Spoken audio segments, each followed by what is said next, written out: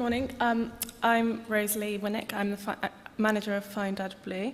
And you probably know the website Find AdBlue already because it's been around for about a decade for HGV trucks. But as Adam said, there's a need for a change in infrastructure for passenger cars. And so I'll be talking about that AdBlue pump infrastructure for passenger cars in Europe. And I'll go into the website in a little bit of more detail further on. So the purpose of this presentation is to outline our findings for the website and on the development of the AdBlue passenger car pump infrastructure in Europe. So I'll be detailing why we need this infrastructure for passenger cars and light-duty vehicles, the evolution of the AdBlue supply for passenger cars. I'll go introduce the website and go over the methodology that we use to collect the data, and I'll finally do an analysis of the pump network in Europe. So why do we need AdBlue infrastructure for passenger cars? So as Adam said earlier, the diesel technology for cars is uncertain, and SCR technology needs to be embraced by car manufacturers and car owners for this technology to remain viable. And so for car drivers, there needs to be a practical and economic filling experience. And it's much more economic and easier for a car to fill from the pump than from packaged AdBlue. And also, the majority of cars need at least 5 litres for their onboard computer to be reset before. And so AdBlue packages are usually in 5 litres, and so bottles can cause a large amount of plastic waste, and which is why pumps are much better in the long run than packaged AdBlue. And so, if we look at this chart on the diesel market, the diesel cars had the highest share of the market in around 2012. But obviously, the VW scandal was in 2015, and since then, the share's been going down.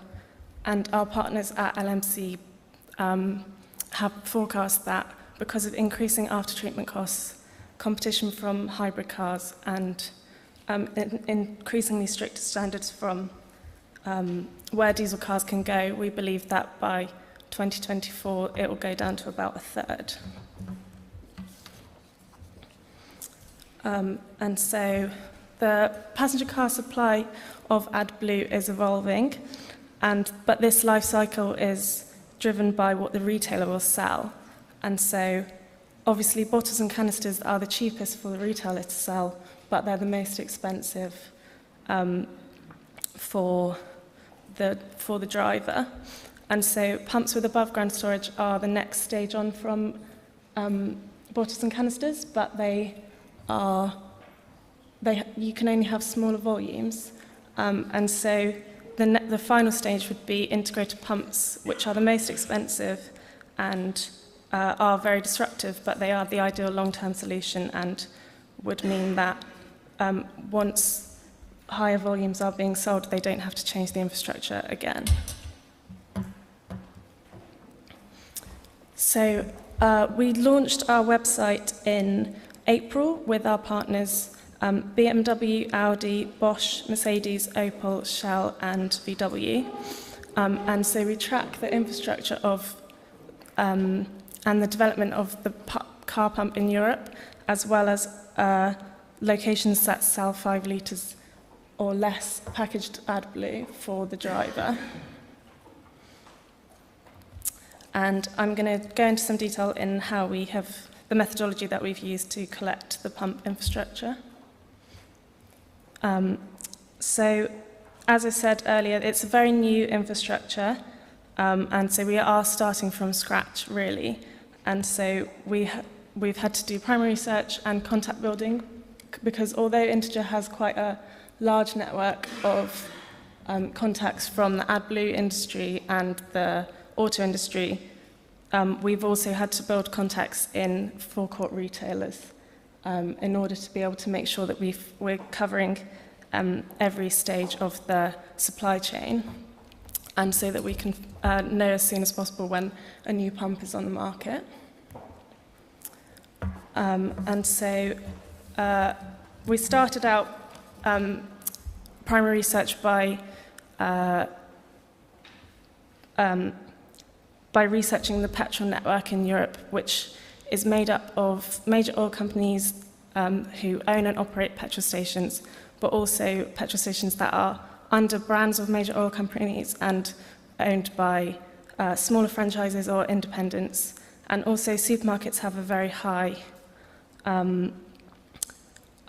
number of petrol stations in Europe, and that is growing. And also we spoke to AdBlue producers and suppliers and equipment suppliers who have installed pumps and are selling pumps, so that we know where they're putting them in Europe.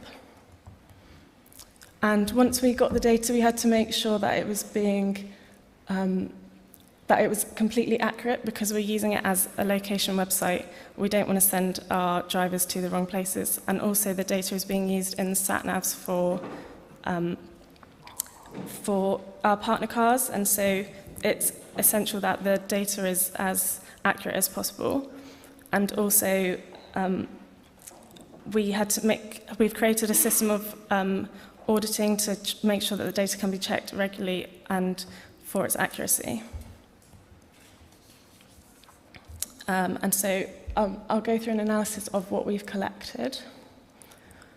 So we didn't expect there to be a huge number of pumps. As I said, it's a very new infrastructure, and so we believe from our conversations with AdBlue suppliers and also with the forecourt operators that there would be around 200 pumps in Europe, and the pumps will have been installed in the past year. And so we spoke to a number of suppliers that said they had a car pump, but it turned out it was actually just a truck pump that cars had been using to fill up their cars. And so we've identified at the moment 229 car pumps in Europe. And so this is the overview of Europe. As you can see, Germany and the surrounding countries is where the most number of pumps are. So I'll be going through the trends for each region. And Germany has, as you can see here, over 75% of the pump network. And each of the other countries generally only have pilot pumps for testing, and so before they've rolled them out for the rest of the network. So in Benelux, we haven't found very many pumps. They're all owned and operated by major oil companies, but they only have a few in each country.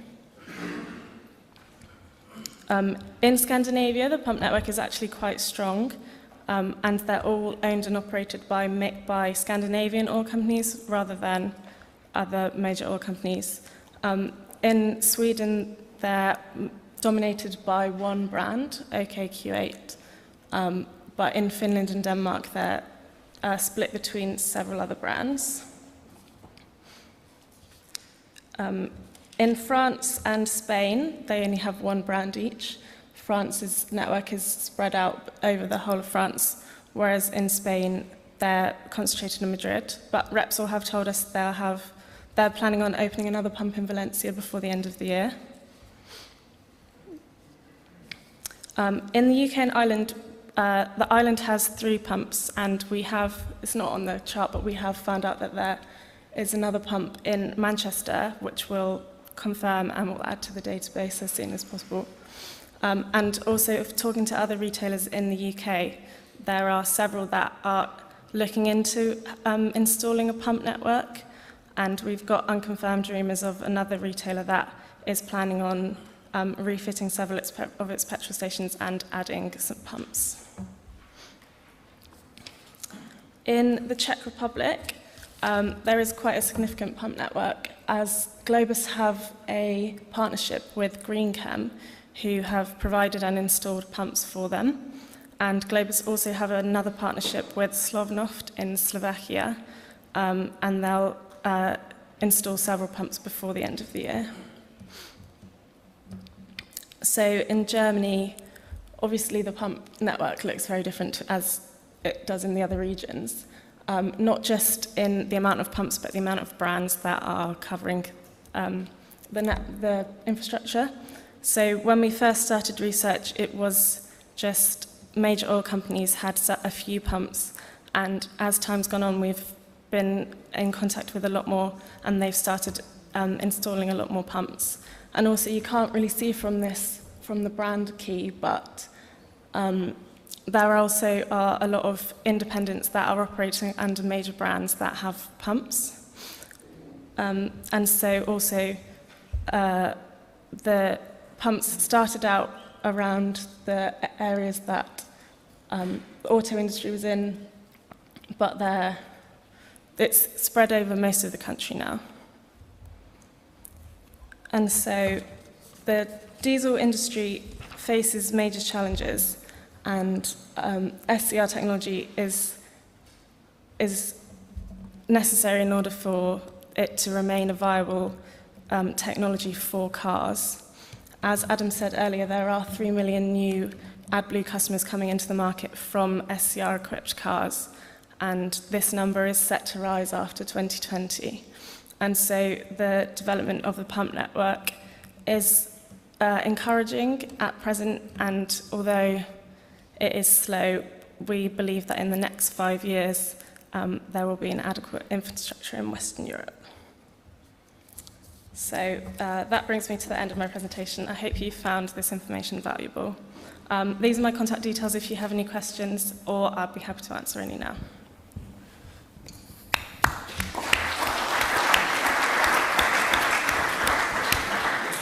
Thank you very much, Rosalie. So as we saw, 230 roughly pumps in Europe at present. So a long way from where we were last year. I think last year was around 50 when we were at this same workshop last year. So it's roughly 400% growth in a year, which is encouraging, but still a long way to go before we get into the several thousands that we will need in order for it to be a viable infrastructure on the long term. Have we got any questions for Rosalie from the floor? No, just one question for me then. Let's say in the 6 months that we've been looking at this, what's the growth been like in terms of numbers and so on in that period? Probably when we first started researching, we found around 150. So Okay. It's been quite a lot, especially in the last few months from Germany. There's been a lot more pumps that we've found and added. And what we found as well is, I mean, you saw it on the map for Germany, is that the number of independent stations or smaller brands that are willing to take the investment on and install one of the either the above ground storage tanks or or connect it to their underground storage as well. So there's clearly an appetite for the investment, and as the course of the day goes on, we'll be hearing from fuel retailers later on in the next session. So we'll get their perspective as well. But for now, thank you very much, Rosalie.